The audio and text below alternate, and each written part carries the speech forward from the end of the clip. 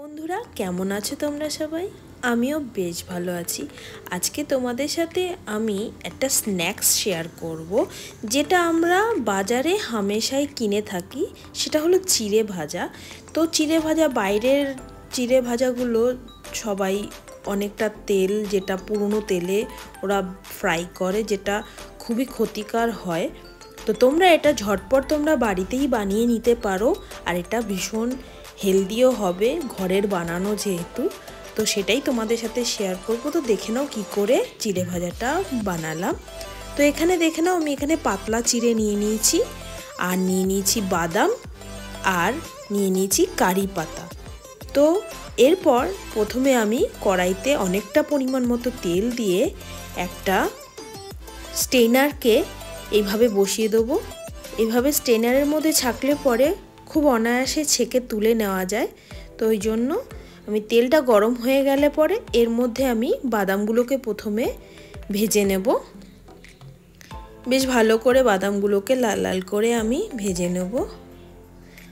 তেলটাকে মিডিয়াম থেকে লো ফ্লেমে রেখেই বাদামগুলোকে ভাজতে হবে। খুব হাই ফ্লেমে দিলে বাদামের ভেতরটা কাঁচা থেকে যাবে। তো ওই জন্য লো থেকে মিডিয়াম ফ্লেমে দিয়ে বাদামগুলোকে ভাজতে হবে, আর কন্টিনিউ নেড়ে নেড়ে বাদামগুলোকে ভেজে নেব।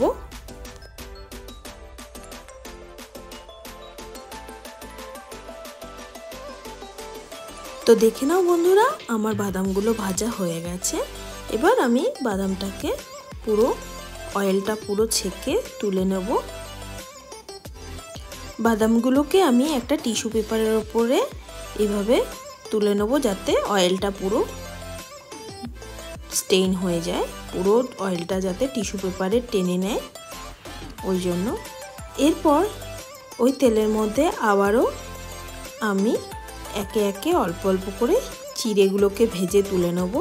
অল্প অল্প করে আমি এখানে চিড়ে দেব আর ফ্রাই করে তুলে নেব। চিড়েটা ভাজতে বেশিক্ষণ লাগে না, 1 থেকে 2 মিনিটের মধ্যেই চিড়েটা পুরো ঝুরঝুরে করে ভাজা হয়ে যায়। দেখে নাও, চিড়েটা আমার ভাজা হয়ে গেছে। এবার আমি তেলটাকে পুরো ভালোভাবে ছেঁকে এটাকেও আমি টিস্যু পেপারের ওপরে নিয়ে নেব, যাতে অয়েলটা পুরো টিস্যু পেপারে টেনে যায়। আর একইভাবে বাকি সব চিড়েটাকে ভেজে ভেজে আমি তুলে টিস্যু পেপারে নিয়ে নেব।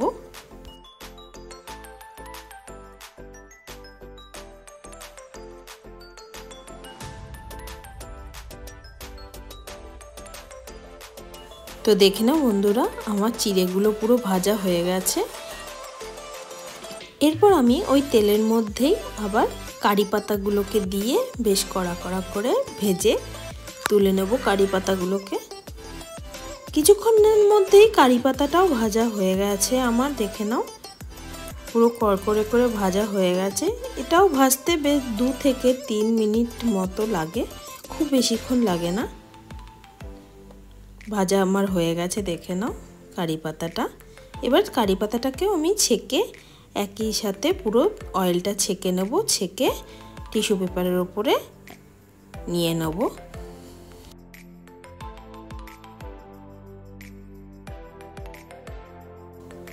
এরপর একটা গামলাতে আমি সব চিড়েগুলোকে প্রথমে নিয়ে নেব।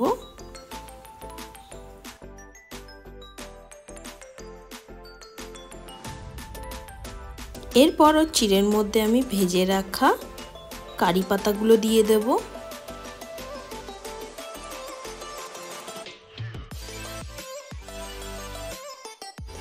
এরপর ভেজে রাখা বাদামগুলোকেও দিয়ে দেব।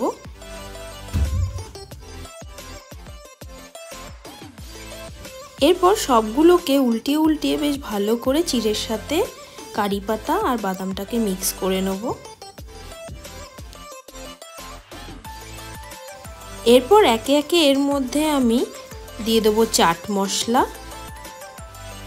অল্প পরিমাণ মতো আমি চাট মশলা এখানে দিয়ে দেব। অল্প করে চাট মশলা দেব আর ভালো করে মিক্স করব, যাতে এক জায়গাতেই চাট মশলাটা না থাকে। মিক্স করব আর অল্প করে চাট মশলা দেব। এরপর এর মধ্যে আমি লঙ্কার গুঁড়ো দেবো। একইভাবে অল্প পরিমাণ করে লঙ্কার গুঁড়ো দেব আর মিক্স করব যাতে ইভেনলি ডিভাইডেড হয়ে যায়। আবারও অল্প পরিমাণ করে লঙ্কার গুঁড়ো দেব আর আবারও মিক্স করে নেব।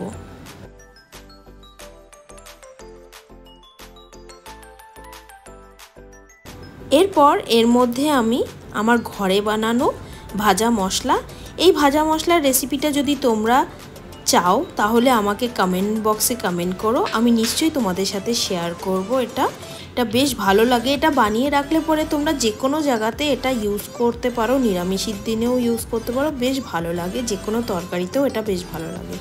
তো এই মশলাটা আমি আবার একইভাবে দিয়ে অল্প অল্প করে দেব আর মিক্স করে নেব। এটা দেওয়ার পরে বেশ অসাধারণ একটা গন্ধ বেরোচ্ছিল চিড়ে ভাজাটার মধ্যে। বেশ ঝাল, টক, মিষ্টি এরকম টাইপের একটা স্পাইসি টাইপের একটা চিড়ে ভাজা এটা তৈরি হয়ে গেছে।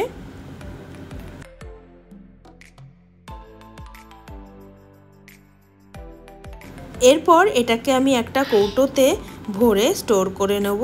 আর এটাকে তোমরা গরম গরম চায়ের সাথে সন্ধেবেলা স্ন্যাক্স হিসেবে ট্রাই করতে পারো, জাস্ট অসাধারণ লাগে।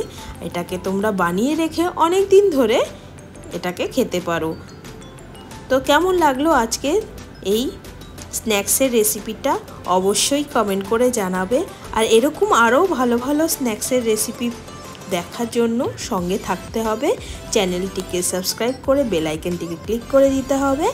তো তোমাদের যদি আমার এই ভিডিওটা ভালো লেগে থাকে অবশ্যই লাইক, কমেন্ট, শেয়ার করে দেবে। আর আমাকে ফেসবুক আর ইনস্টাগ্রামে ফলো করতে ভুলবে না। তো সকলে ভালো থেকো, সুস্থ থেকো। আবারও তোমাদের সাথে দেখা হবে নতুন রেসিপি ভিডিও নিয়ে নতুনভাবে। By friends.